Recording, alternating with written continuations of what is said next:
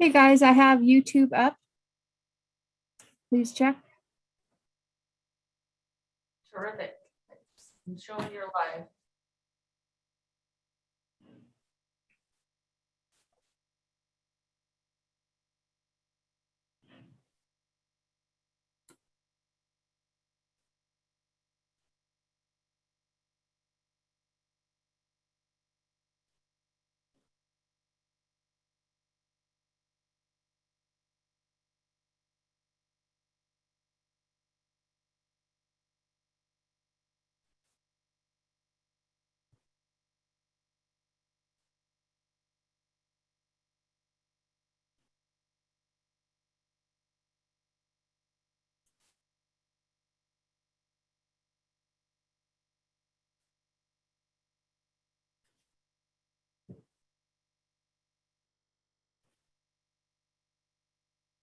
Hi, just checking. We can see it on YouTube. I just want to verify.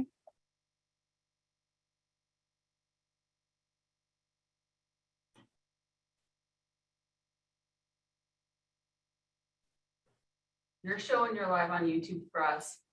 Okay, great. Thank you.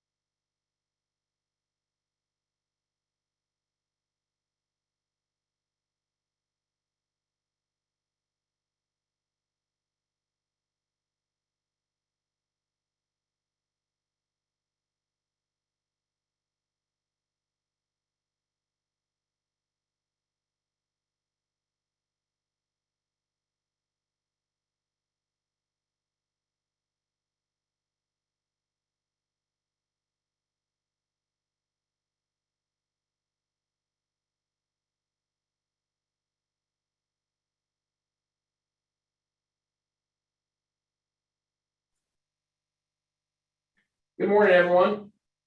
It is Monday, September 13th at 2021 at 10.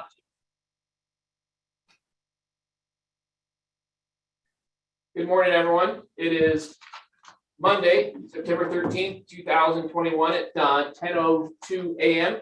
I like to call to order the Nevada Tribal Emergency Coordinating Council meeting and ask Shireen to call the roll for us. Dave, this is Shereen. Can you hear me? Yes, ma'am. Okay. Harriet Parker, Good morning, I'm present. Marla Stanton, Marion Perez, No, I mean, we definitely need. Can you pick up? Marion Perez,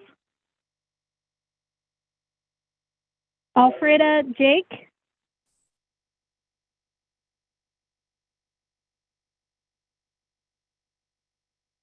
Dave, can I confirm that you can hear me? Yes, ma'am. Ross Rivera, Here. Jackie Conway, Present. Dwayne Masters, Here. Don Pelt, That's next, that's our 15th meeting right there. Don Pelt, David Hunkup, You go with it, ARP.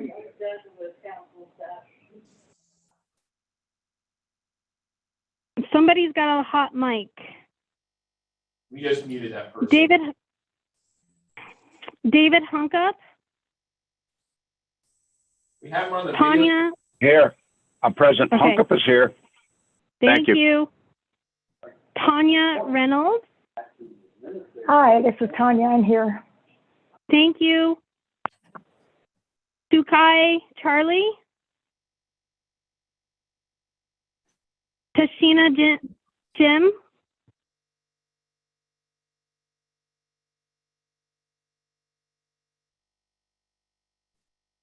Kenneth Quinner.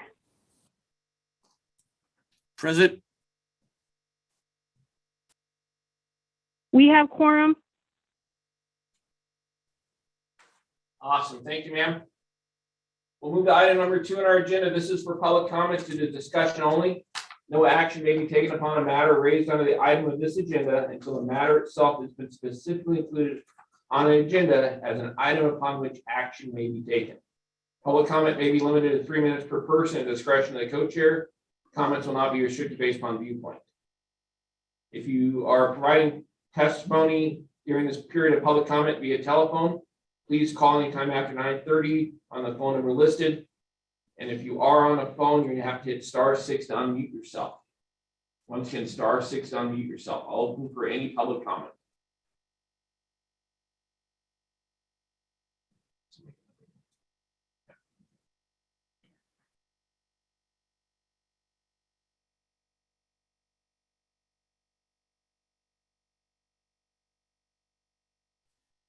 You're on the phone. Dave, star- this is Dave, this is Serene. I just wanted to let you know that there was no public comment at WNC. Perfect, thank you, ma'am. Any other public comment? If you're on a phone, *6 to unmute yourself. Okay, seeing no public comment, we will move to item number 3, which is approval of minutes. This is a discussion for possible action. NTECC will review and discuss the minutes from their June 28th NTECC meeting and determine whether to approve the meeting minutes from there. They should have been in your packets and everyone should have received them with the agenda. And any changes, anybody notices to the minutes?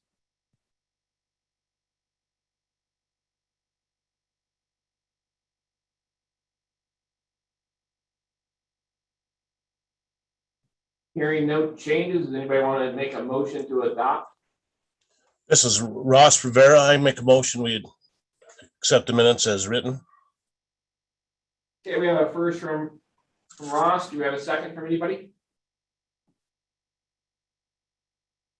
This is Ken from Washoe Tribe. I second it. Second from Ken. Any discussion? All in favor, say aye. Aye. Aye. Aye. Any opposed?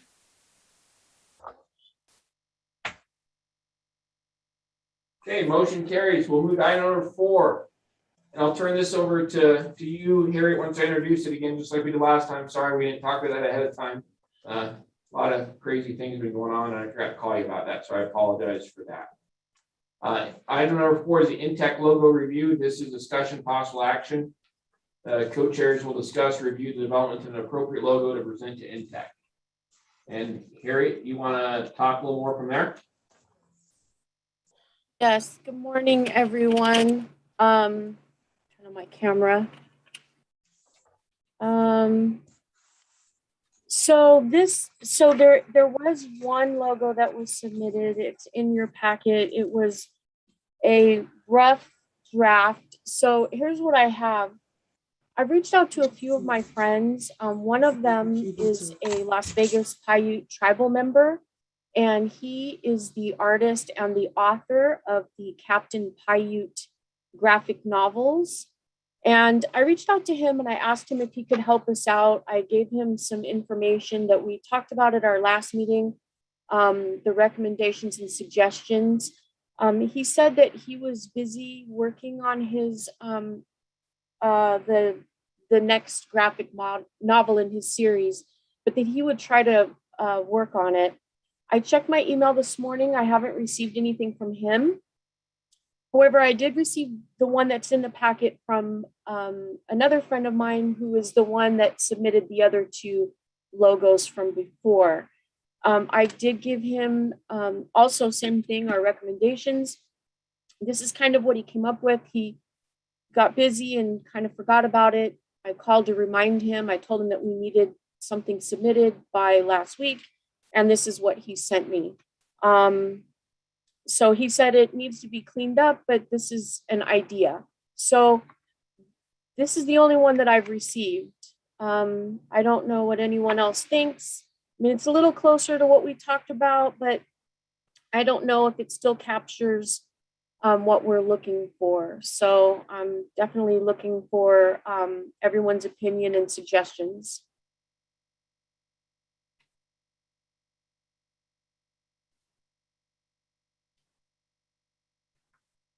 Carrie, I like the logo and the idea of what it incorporates on our response and mitigation sides. I think what it's missing is that tie to our tribal communities and how to make that connection there. And I'm not the appropriate person to express how that should be. Correct. And I did mention to the artist that did this one, and I mentioned to him about, as we talked in our last meeting, about the tribal logos. He said the tribal logos would be too hard because there are so many tribal logos that it would just get washed out and you wouldn't be able to see them. So I suggested to him maybe little dots on the map that would represent each of the tribes' locations. And he said that he would try to work on that. Again, he got busy and this is what he came up with. But I agree, I think it should still represent the tribes and all of us together. So if anyone has any questions or comments, or does anyone know any other artists maybe that we can reach out to? Good morning, this is Jackie Conway. Is it possible we can develop some sort of flyer that could be sent out to all the tribes, just with the information, kind of what we're looking for, and a deadline with a submittal date, just to open it up to all the tribes in Nevada to see if anyone might be able to make any drawings or ideas? Absolutely, I agree. I know we had talked in the past about reaching out and posting it. I think COVID got in the way, and I think it was kind of pushed to the side a little bit with everything else. But no, I do agree, Ms. Jackie, that we should maybe come up with a flyer that we could send out to everyone, like you said, with a deadline, a reminder that we're still working on this. I only bring it up because we talked about it back in 2019, and we talked about it quite a bit. So I know it's something that that everyone would like, and to have a logo that will distinguish us, all the tribes and what we do. So I don't know, but I can absolutely start working on a flyer to get out to everyone with maybe some help from someone else there at NTECC. But I agree. Does anyone else have any other comments? Harriet, this is Dave Hunk up here, Reno Sparks. I do like that suggestion that Jackie just brought up regarding a flyer.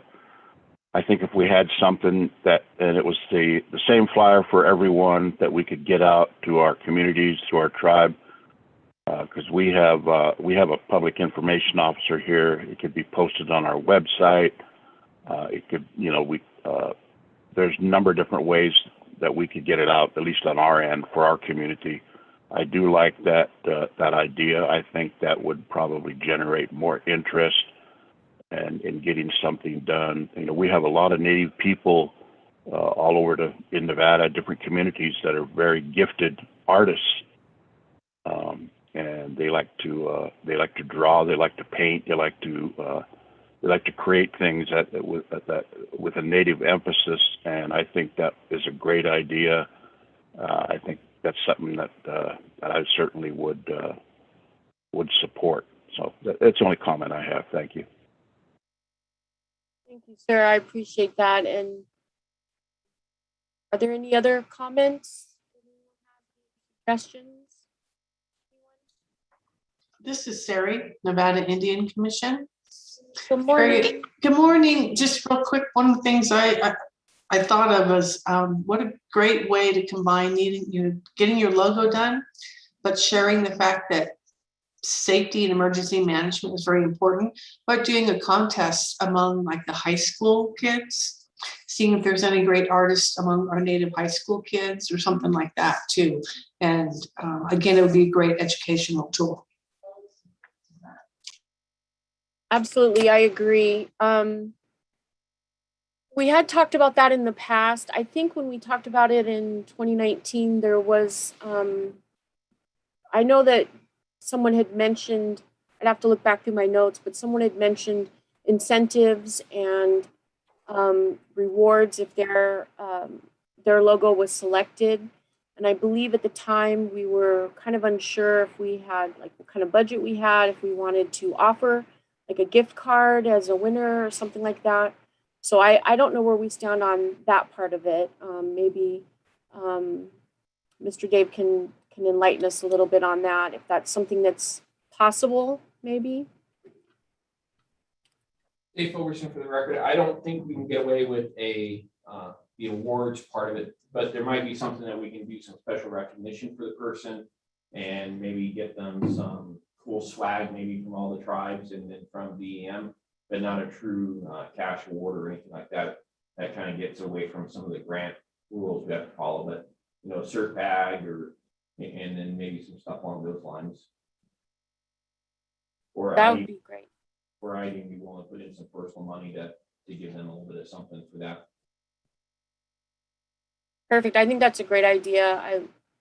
I know I would rather have the swag from the different tribes than a gift card. I think that would be pretty cool. So I'll start to work on getting a flyer together and I'll reach out to some of you and see what we can come up with. Like I said, I do believe that it is important that we show recognition of us and what our tribes are doing, and I think that would also, as I mentioned, help show that we are working together.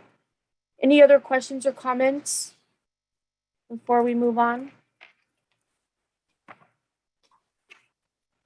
Okay, hearing none, I'll go ahead and I'll put together like a flyer and I'll reach out. So I think maybe we should, with your approval, maybe table it for next meeting until we can get a flyer together.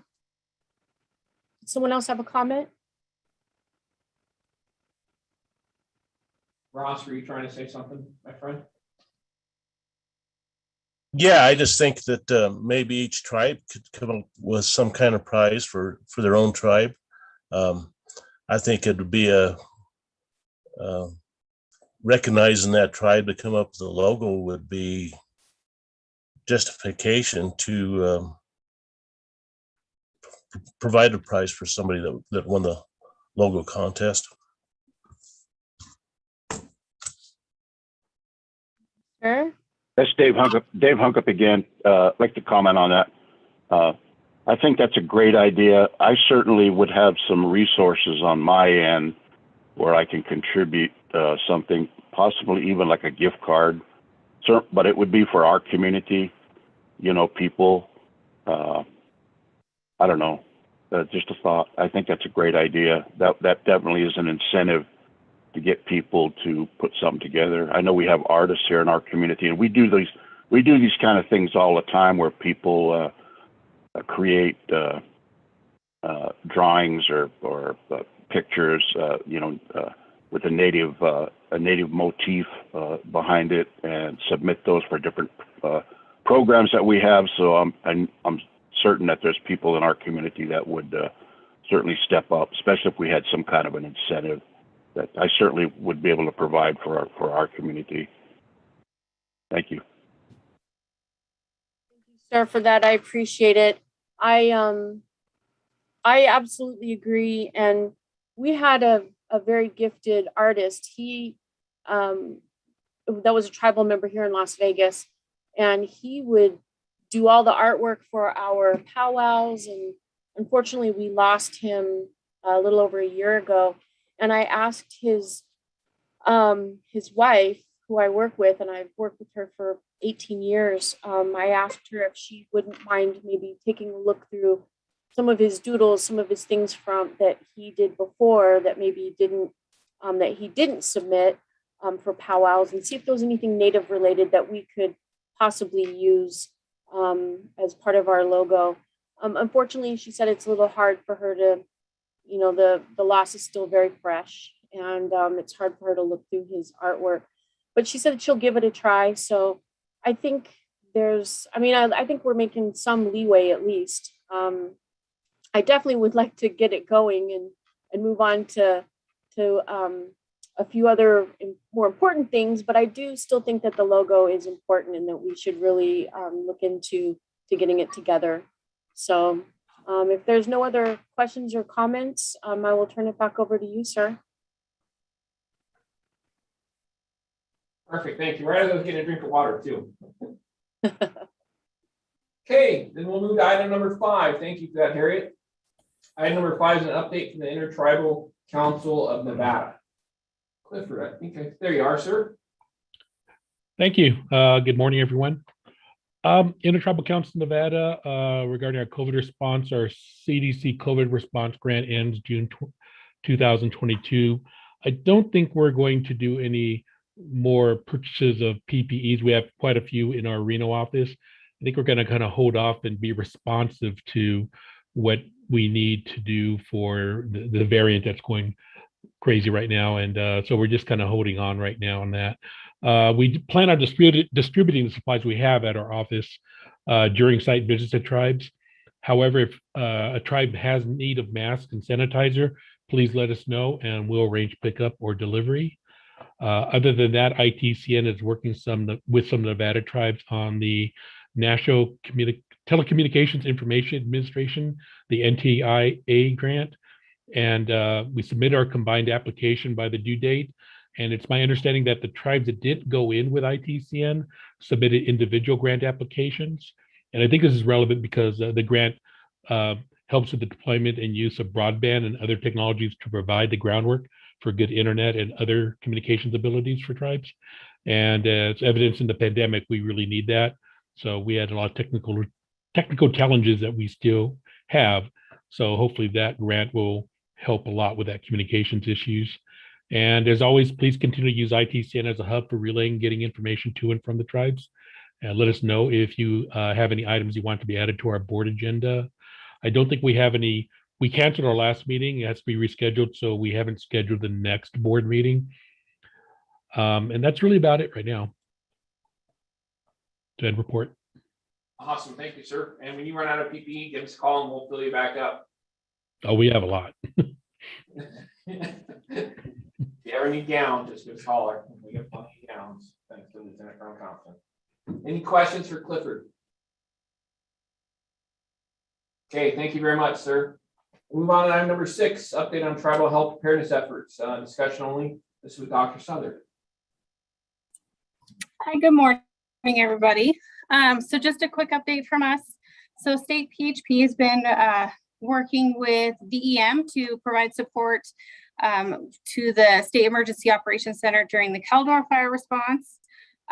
Been working to distribute our point of dispensing, so pod trailer supplies, to all community health nurse offices this week. So that's for all of our rural community health nurses, getting supplies for, you know, the start of flu season. We've also been providing collaborative support to the Get Out the Vaccine operation in Southern Nevada. So I've been working a lot with DEM, Southern Nevada Health District, and Clark County, and just all of those partners down there to provide that collaborative support. We've also been starting our planning operations for the Pandemic High Consequence Infectious Disease Plan. So that's a huge mouthful, otherwise known as the Statewide Pandemic Flu Plan.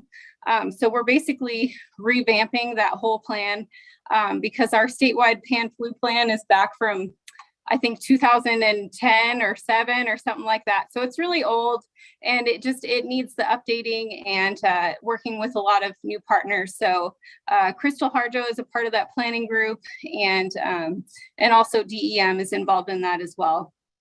So looking forward to that. We hope to have our first plan finalized by May of 2022. So just a little bit of time, and it should go well. We're also looking to do work groups, kind of similar to what we did for the crisis standards of care plan. So, making sure that we have all those partners engaged in the plan itself. And then just a reminder, because some people have asked, and I just want to make sure that everybody knows that crisis standards of care are still in effect in Nevada. So that document remains activated and moving along on those operations. And then I just wanted to give a plug for Project ET. So it's not extraterrestrial, it's Project Expanded Testing. And so this is a no-cost testing option that's offered by our federal partners. It's also in cooperation with PerkinElmer and Color Health. So it's basically a swab and send method. So you register with Color Health, you register a testing site, they send you all the testing materials, and it's basically a dry swab. So there's no like liquid or anything that you need to transport it with. And it's a lower nasal swab. I mean, they've told us that, kindergartners who pick their noses, like, you can do the swab. So that's encouraging. And so they're able to send those out to you, and then they pay for the shipping back to the lab. So it's sent to a lab in Valencia, California. So it's not too far away from us. And they guarantee a 48-hour testing turnaround time. So that project is available. So if you want more information on that, please feel free to send me an email, and I'll connect you with the partners at PerkinElmer and Color Health. And that's it for me if you guys have questions. Thanks, Melinda. Anyone have any questions for Melinda? On this topic, how's everyone looking for flu season? Because obviously we know that COVID is going to continue to go up and down and spike it a few more times. If past history is any indication of what the future is going to hold, how are you guys set up for taking care of that flu season that we know is going to come, and we know is going to always stress our hospital system just in the flu season side, because our whole goal is to try to keep people out of the hospital. Are your clinics good with that, working with all the partners? Anything that Melinda at the state PHP or DEM can help you guys with to make sure that you're set better for those items?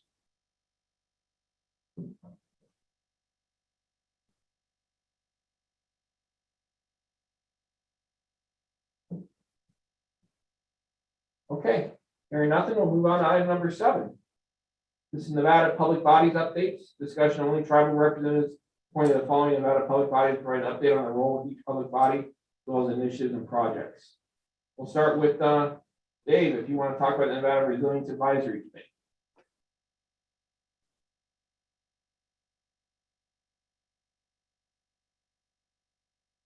Yes, this is Dave Hunk up here, Reno Sparks. I don't have a whole lot to report on the NRAC committee. I know we met in July. I'm not sure if we met in August or not. I don't. If we did, I didn't attend the meeting. Did we meet in August, Dave? I don't remember last time we met. We have met this quarter already, so I think it was July. I think it was during the IEMC class that we all did. And it was okay. A short result of that. Yeah, and there's another meeting coming up. I think the next one is in September or something, or September. Is it in September this month? I'm not sure what the date on that is for the next meeting, but I don't really have a whole lot to report, Dave, on the NRAC, other than the fact that the last meeting we had, I believe, was July 27th, and let's see what we had on that one. Not a whole lot to report. Just there was a presentation from Elizabeth Breeden with NV Energy on energy mitigation for the state of Nevada. And then I believe we also discussed the bylaws for the NRAC.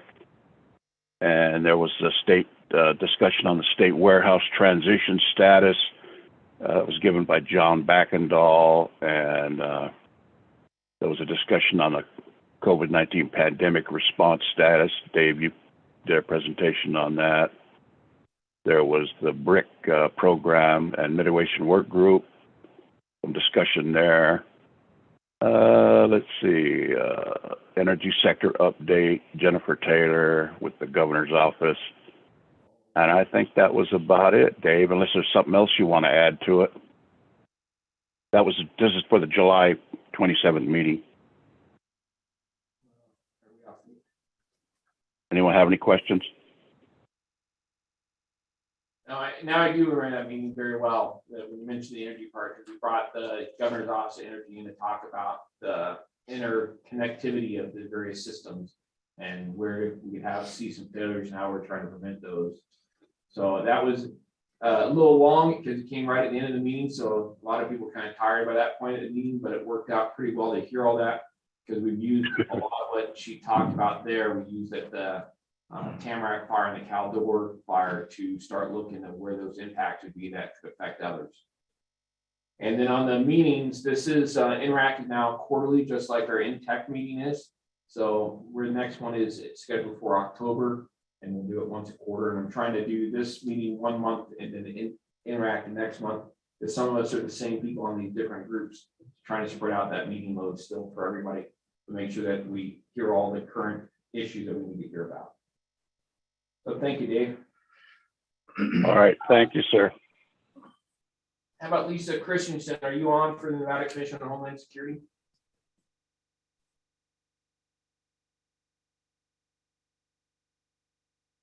Yeah, I don't see Officer Christensen on. She is assigned by the governor and sits on the Commission on Homeland Security and attends those meetings regularly for us. The meetings for Homeland Security are fairly short. It's really turned into more of a grant approval process and less of any substance sense that would affect any of the programs we're currently working on from just a workload that the committee members have had or commission members have had due to COVID. So I don't believe we have anything significant in their report, and neither on C, the Nevada Commission on Homeland Security Finance Committee, nothing significant in their report. We'll go to CERC and with Lance, if Lance is on.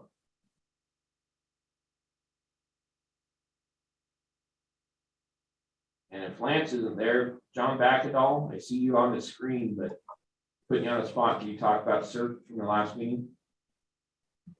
Absolutely. It's John Backendall from the Division of Emergency Management. We just met last week actually for our quarterly meeting.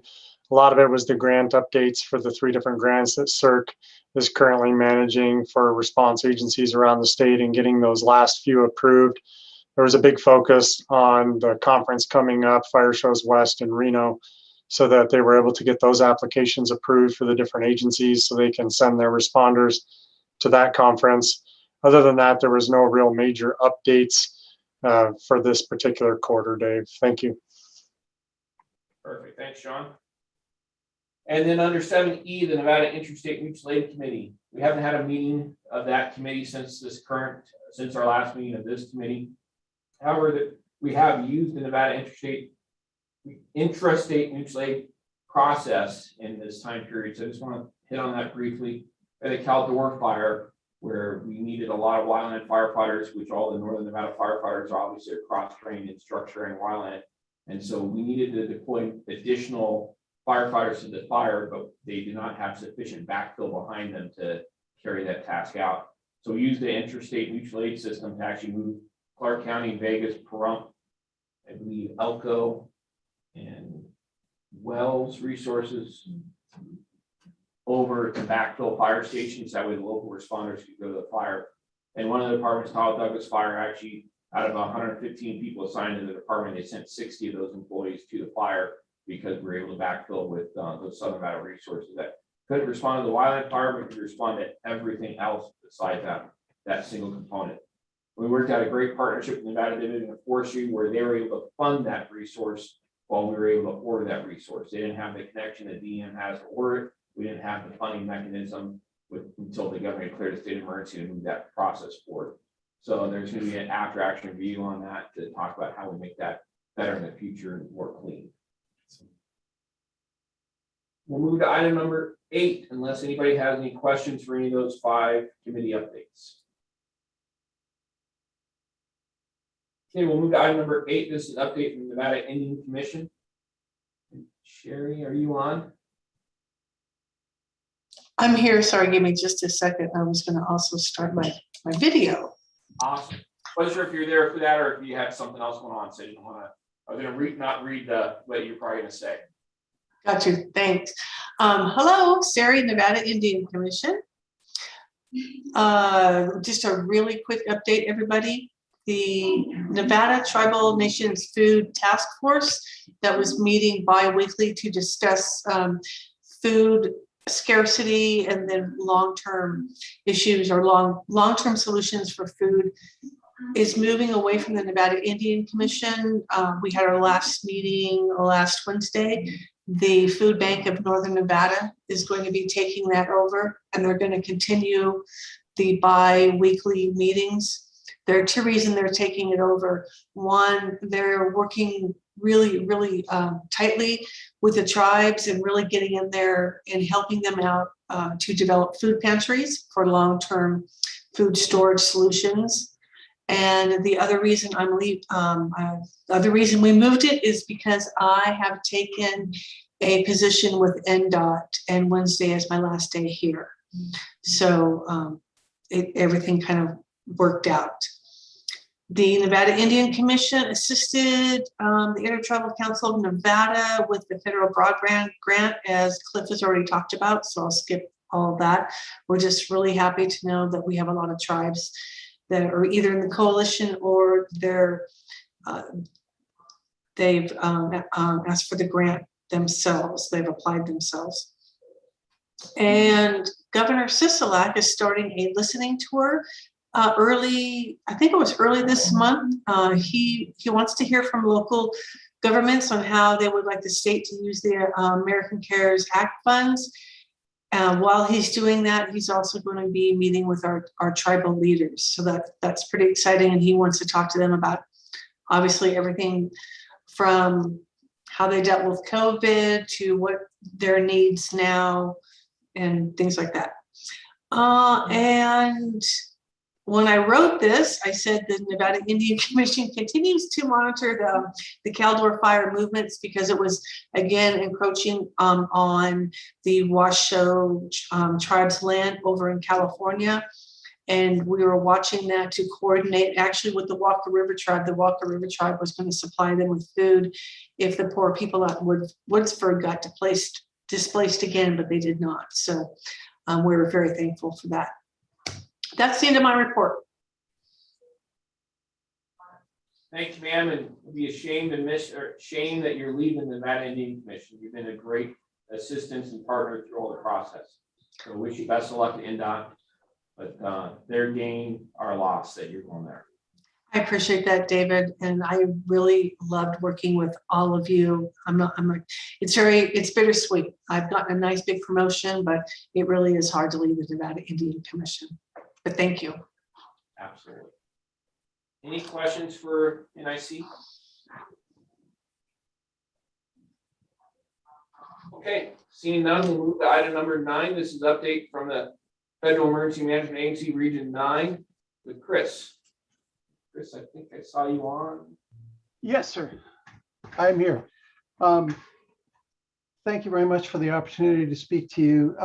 Right now, as was mentioned earlier about the Washoe tribe, we're in contact with the Washoe tribe as well as working with the tribal liaison for state of California to see if there's anything that we can do on our end to help with the community in California.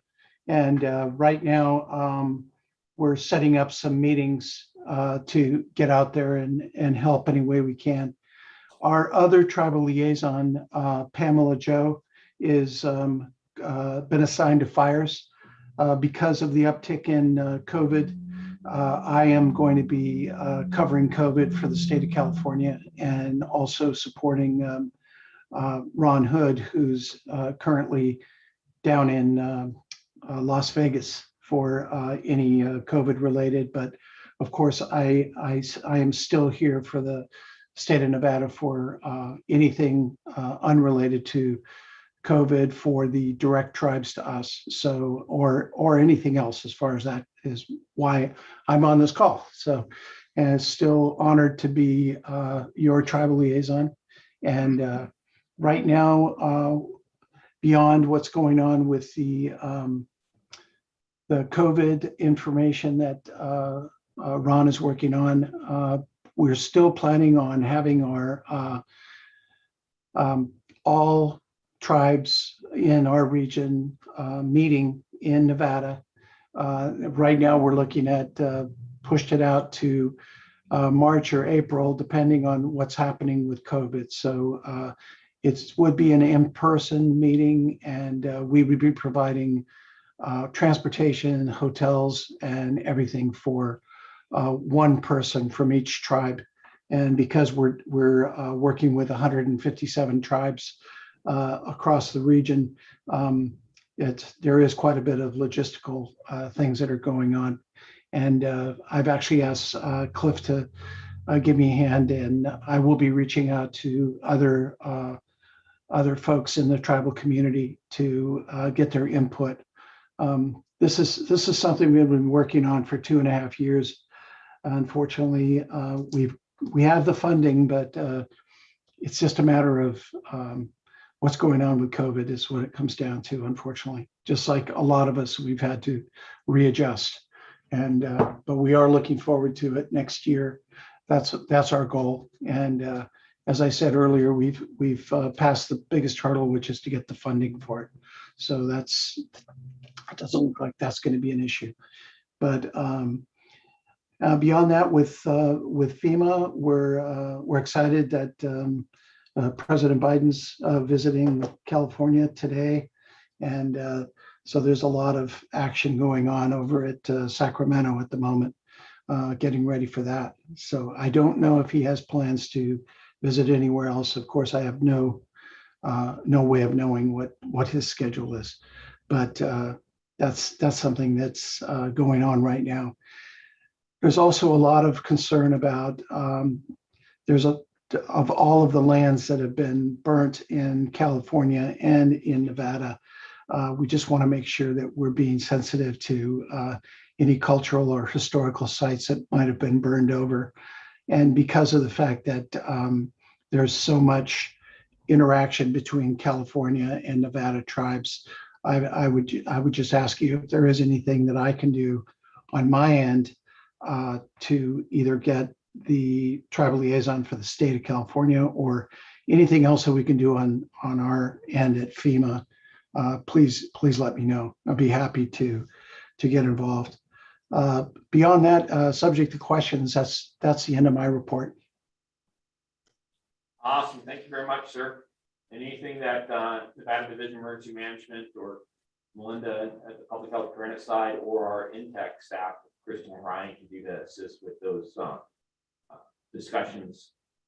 I have a strong worry about not only the loss of the cultural resources, but the flooding potential that could affect our tribal nation as a result of the loss of watershed there. So anything that we all collectively do to put our heads together, make sure that we're better off, we are very interested in doing. Any questions for Chris?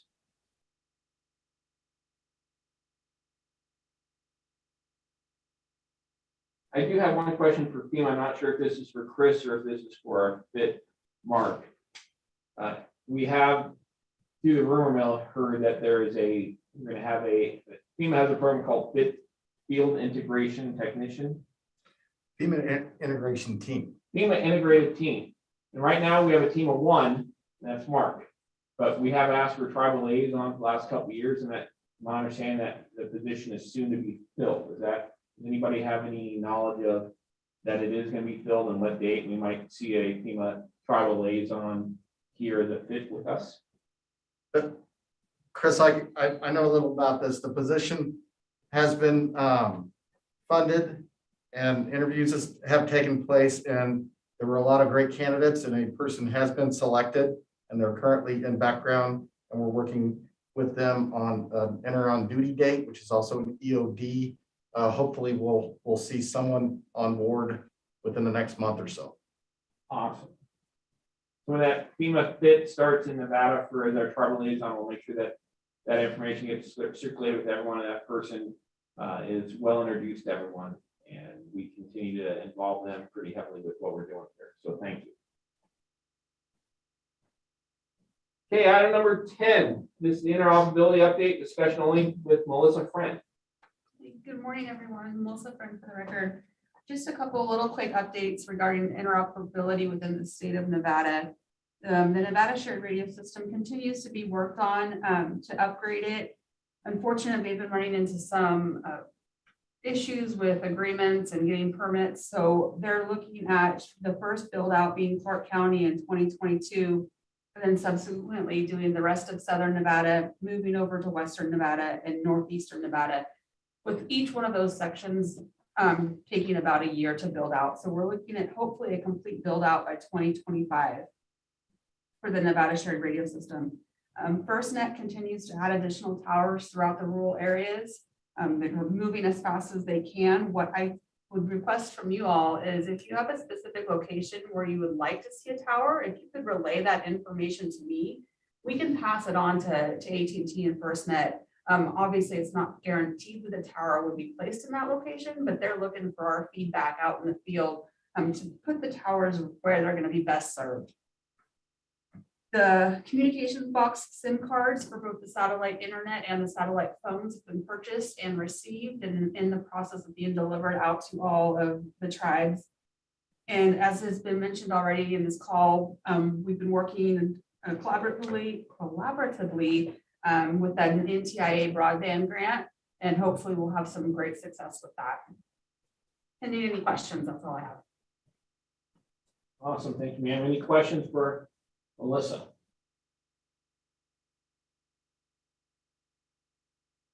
Okay, seeing none, we'll move on to item number 11. This is update from the DEM, Homeland Security InTech staff. Ryan and Chris. Dave, this is Dave Hunkup. I just have one quick question for Melissa. Sorry about that.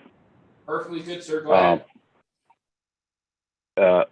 You said you had the SIM cards for the sat phones and the other equipment that's in the disaster box. How are you going to deliver those to the tribes? How are they going to be distributed? So I see that Crystal's on the line. She actually has them physically in her presence. I'm not sure her plan on getting them out to you all. Oh, okay. Hey, Dave, this I just is want to make Crystal. Yes, Crystal. Reno Sparks has their SIM cards delivered minus the Iridium sat phone. I need to get that one out, but the satellite SIM card was delivered to Lance a couple of weeks ago. Oh, okay. Perfect. Thank you. Thank you for that. That's all I had. Awesome, thank you. Any other questions on interoperability? Okay, we'll move on to item number 12 now, or 11, and this is updates from InTECC staff. And Ryan's got his camera on, so I'm assuming Ryan, but Crystal can always pop in anytime she wants. Good morning, everyone. Yep, so today I want to update you guys on the IMAS, Interstate Mutual Aid System. It's a great opportunity to get aid from your neighbors and to provide aid to your neighbors. It's actually Nevada Revised Statute 414A. I do have a pamphlet that I'll send out to all of you in the NTECC listserv, as well as all of our other tribal partner EMs that are across Nevada. One great thing about this, for example, Pyramid Lake Paiute tribe, when we were doing the mobile vaccine units, lent out their ambulances, and in the process, we're able to help partners across the state. And while they were helping those partners, they were able to make a significant chunk of change as well. So this is a benefit for both yourselves as a tribal entity, as well as your neighbors, to support those around you and to get some extra funds. It can be anything from an ambulance to a water buffalo to individuals. And if you have those capabilities, then you can offer those capabilities to your surrounding communities. And any federally recognized tribe or nation that's located within the boundaries of the state can become a participant. A resolution is required to be submitted to Division of Emergency Management and ultimately up to the governor's office, and that can be done through your tribal council. And if you need any more assistance with that, we can get you a template on how to sign up for that and everything else. There's currently, I believe, 4, maybe 5 tribes that are partnered through IMAS, and for our counties within Nevada, it's an automatic opt-in. So they're automatically put into the IMAS system. For our tribes, then it's up to you to decide whether or not you want to be a part of this system. If I'll move on to my next update and pause for a minute if John or Dave or Crystal would like to put in a little bit more information on the IMAS.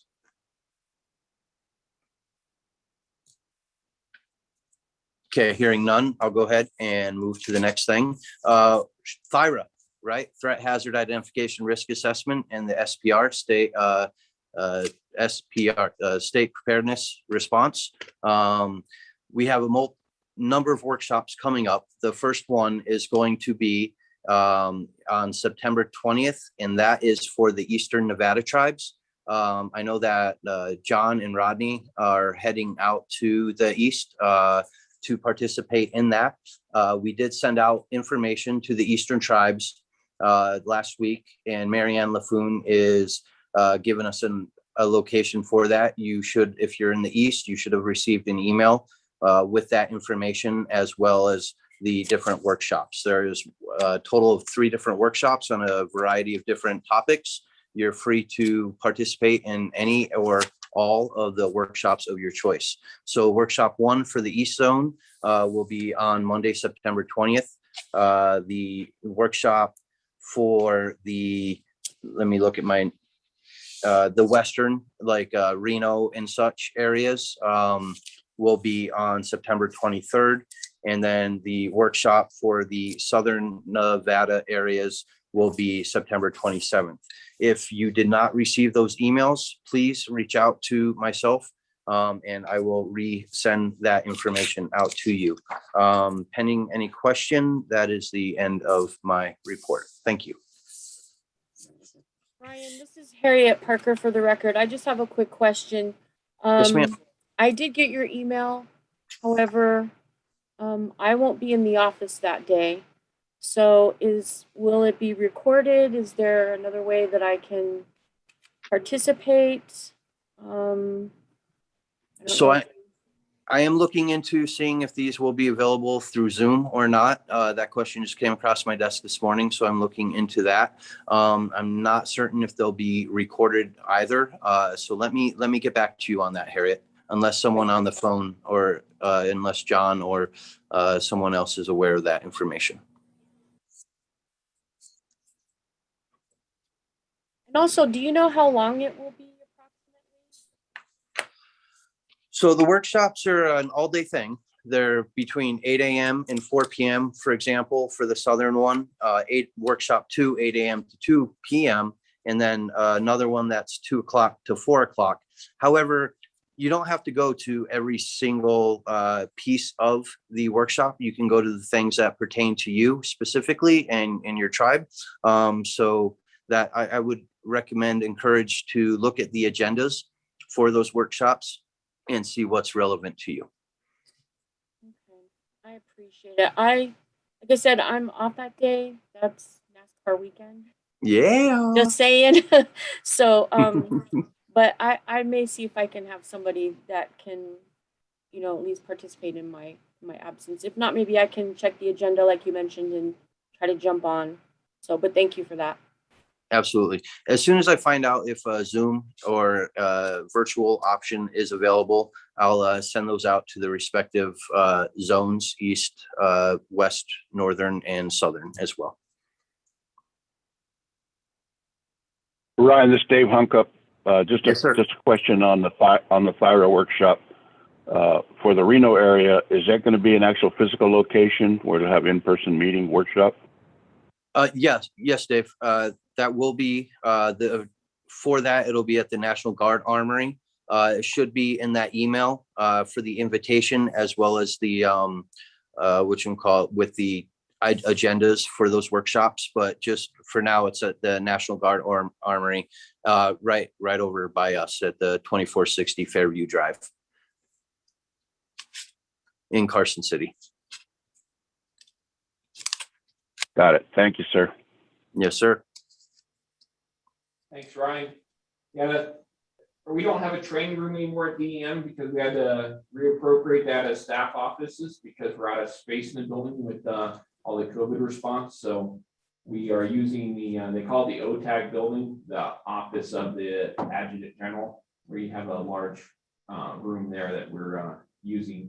I have to apologize, we don't have a training center anymore here, but I just need to wait till next legislative cycle. We're gonna hopefully move somebody out of another building, somebody out of this building, and then we get some more office space, so we get a classroom space back. And in the Thyra piece, anybody that's been through one of these before knows, and hopefully none of our planners are on here, so they don't hear me say this to the group, but Thyra is like shoving a pencil in your eye. It is probably the longest, worst thing we do, because you sit there and you have theoretical discussions about how many people would get affected and what systems get affected. And it's all that brainstorming process. But that Thyra is really important, and Melinda's shop, the public health preparedness folks will be there as well, because there's also a health impact as well. And we've noticed every disaster we deal with has that health impact. And so what we want to do is create a good Thyra that gives us a list of what are our true hazards. And then we take that with our after action reviews to see what other items we need to fix. And that gets all built up into the training plan, into a preparedness plan, and ultimately into a, how do we make Nevada more resilient plan?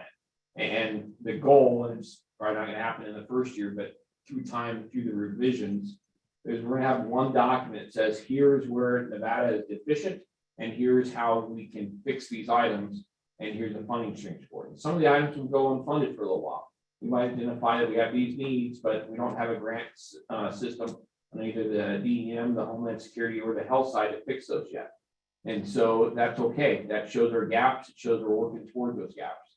We've had a lot of talks with FEMA Region 9, and they are very excited about having a single document for the state, because Melinda has to do the same items that we do, but her report to the CDC. So our goal is to have one plan that says this is what we need to fix gap-wise to make emergency management, public health preparedness, Homeland Security better in the state. Here's the funding that we're going to use to do these things with. And then we can use that as a book to keep moving forward to make our state better. So I really encourage the participation of Thyra from sitting through them for 13 or 18 years. I share your pain and frustration with the process. I think the process that they've come up with the last couple of years has been better than in previous years with hiring a contractor because most of the work and ask more specific questions for us. I think that's a little less painful as it had been in the past, but I do remember some really long days that were very boring. So I appreciate everyone showing up, and I just did a great speech to try to get you to come up with Thyra. Let me tell you how boring it is. Let me tell you how horrible it is, but it really does have a lot of importance to our state. You have to do that. Any questions for Ron? Dave, this is Dave Hunkup. Just have a question on the Thyra. It sounds like the Thyra for the tribes is going to be rolled in with the state. I know in prior years, tribes had done their own Thyra. They had workshops provided, FEMA provided workshops at different locations throughout the state for tribes to develop their own Thyra. So this is going to be something a little bit different now. So whatever participation the tribes have in terms of this brainstorming session you mentioned, is that's going to be all combined under the state's Thyra? Is that the way I'm reading this, hearing this correct? Yeah, and that's the way the THIRA and the state preparedness report has always worked, is it's all rolled up and it has all the jurisdictions in it. I think something we need to be cognizant of is there is something drastically different for me for our tribal nations and your needs as opposed to a county need, a city need. And so I think what we can look at is how do we incorporate that in the final Nevada report that I was talking about, that is a consolidated thing of what we need to fix our gaps. We can probably outline those gaps better by, is this a state gap, is it a tribal gap, is this a health gap, is this an emergency management gap? But the state preparedness report really doesn't differentiate between any of the jurisdictions in the state. It's just looking at the bigger issues for us. If I may jump in there, Dave, real quick. To further answer your question, Dave, the THIRAs that the tribes would create also is important for your community partners. So it's really essential for our tribal partners to attend these community workshops so that our tribes, as well as the communities that they're attending to, understand what each other's capabilities are, so that you know how you can best help your neighbor and how best your neighbor can help you. Much like the interstate mutual aid system, it's all about helping one another and being available. I know that when, like Sarah had mentioned for the Caldor fire, how the Nevada Indian Commission was looking into how they could potentially help as the Washoe tribe, and how Walker River was offering to help the Washoe tribe. The Washoe tribe was also looking into how they could help not just tribal members, but individuals who were affected and had to evacuate as a result of the Caldor fire. So all of these different capabilities and needs that our communities share on a localized level can be shared within those community workshops at the THIRAs in the different zones where they're taking place in. Additionally, to speak to the FEMA workshops that you spoke of, Dave, an email was sent out a little while ago about the different FEMA THIRA workshops, and we can send that out again. And I might ask Chris, if he's still on the line, to resend that to myself or Crystal, so that we can get that out to you again and get it into your emails at the top of your email chain, because we all get only about 1 billion and 1 emails each day, and a few are always overlooked. So we can get that out to you as well. And wherever convenient, you can attend those. But I would encourage everyone to share that information with your local communities, so that it can get fed up into the overall state hazard mitigation program, the THIRA, and everything else. Thanks. Okay, thank you, Ryan. I guess my last comment would be in regards to THIRA. Tribes still have the option of creating their own THIRA, if I'm correct, right? If that's something they wanted to do. Yes. Thank you. And like what Ryan said, I think Ryan put it more eloquently than where I was going with it. If you do your own THIRA, having that information and feedback into the state process as well, so that way we can incorporate the data, so you know what you're working on, but then we incorporate those gaps at a bigger issue. And then we have those discussions here at NTECC to the gaps that are specific to our tribal nations that affect all the tribal nations. And then maybe we can drill down a little bit into different regions and work with the counties and the tribes. Caldor fire has really shown us a lot, because the Caldor fire, state of Nevada leaned forward very far because it affected 3 counties in Nevada. One that had a direct impact for not only the fire, but also for evacuation, or that was going to be the fire. Thank goodness didn't hit the county, but it was headed that way. But they started evacuations there. But more importantly, we're evacuating residents from a California county into 3 Nevada counties. And so one of the things that John Backall and I've had a few talks with our FEMA FIT, Mark, and FEMA representatives here at the EOC is, how do we integrate those things better, so that way the state's not in charge, because we are not in charge of nothing. We only have to come and help. But how do we help coordinate that stuff better, so that way those partners all know how to do stuff similarly? Because that was the big piece of, so there's an evacuation plan. We're going to evacuate people from 1 county into 3, trying to get those 3 emergency managers on the same page. And so I think we need to look at more of that collaboration, cooperation. and make sure our tribal nations are a huge partner to all that, as we saw not only with the Caldor fire, but more importantly, what Ken had to do with the Tamarack fire and his evacuations of his tribal communities and two different states, 2 different counties, and then the tribal community.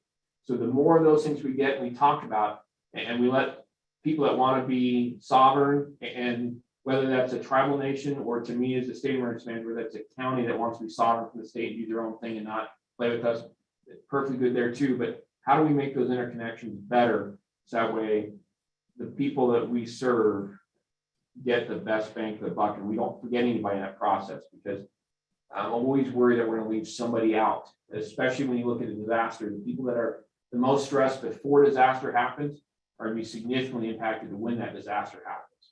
We still have a shelter here in Northern Nevada open with some El Dorado County residents because they have no place to go. And it's not because they lost their homes, but that's part of the homeless population from El Dorado County.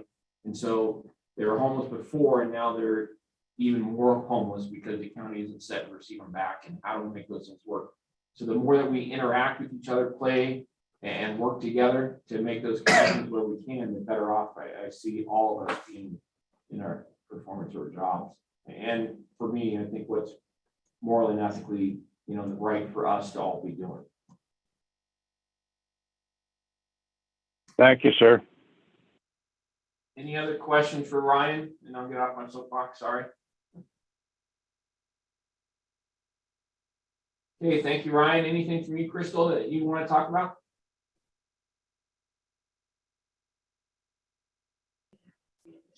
Just that we are, like Melissa mentioned, moving forward with distributing the SIM cards for both the sat phones and satellites. So the tribes will have that.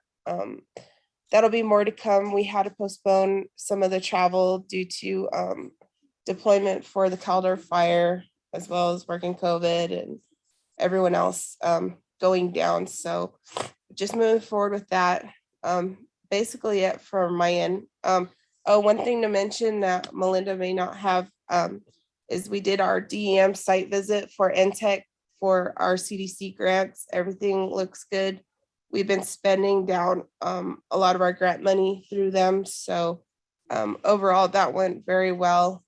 Just trying to figure out moving forward how we're going to spend the remaining funds through COVID and public health preparedness. So if the tribes want to, if they want to think of anything in terms of PPE or any needs for the health side of the house, let us know.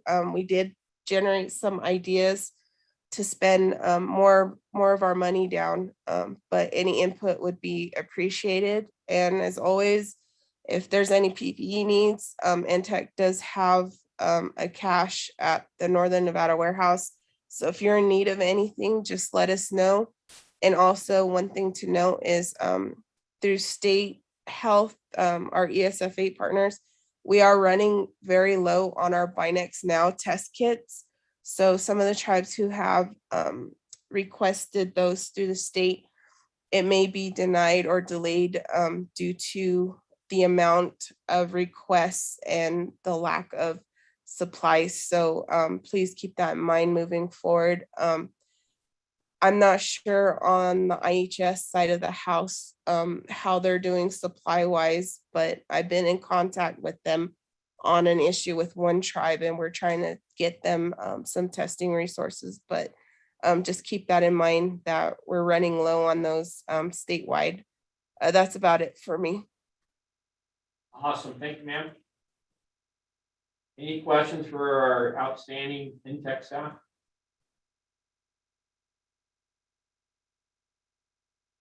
Okay, seeing none, we'll move to item number 12. This is closing public comment.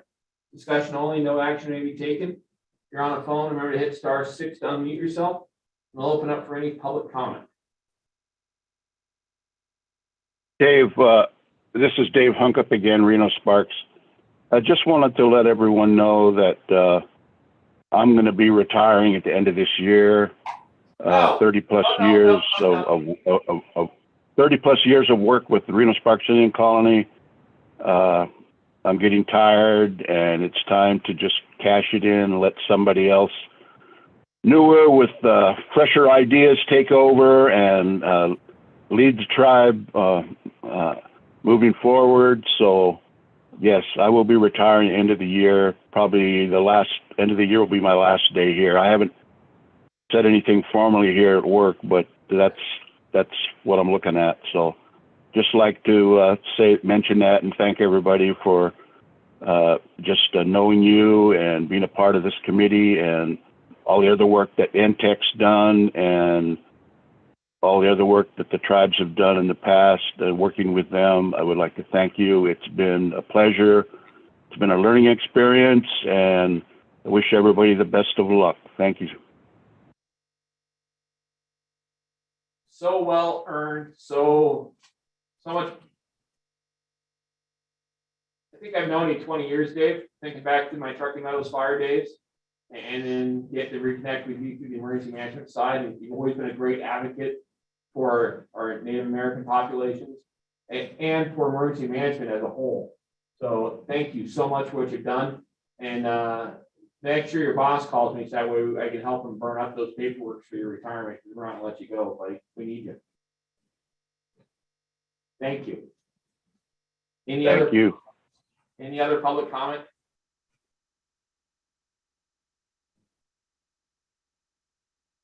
Okay, hearing no public comment, we will go to item number 13, and this is a discussion possible action for adjournment.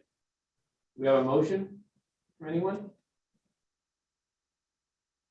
Dave Hunkup, Reno Sparks. I'd like to make a motion that we adjourn this meeting today. Wish everybody well. Thank you. Ross Rivera, second that motion. We have a first from Dave, a second from Ross. Any discussion? All in favor say aye. Aye. Aye. Aye. Anybody who wants to stay on the line by themselves, say no. Awesome, meeting's adjourned at 11:11. Thank you all very much for what you do. You got our phone numbers, call us if you need help with anything. Thank you. Thank you. Best of luck, Dave.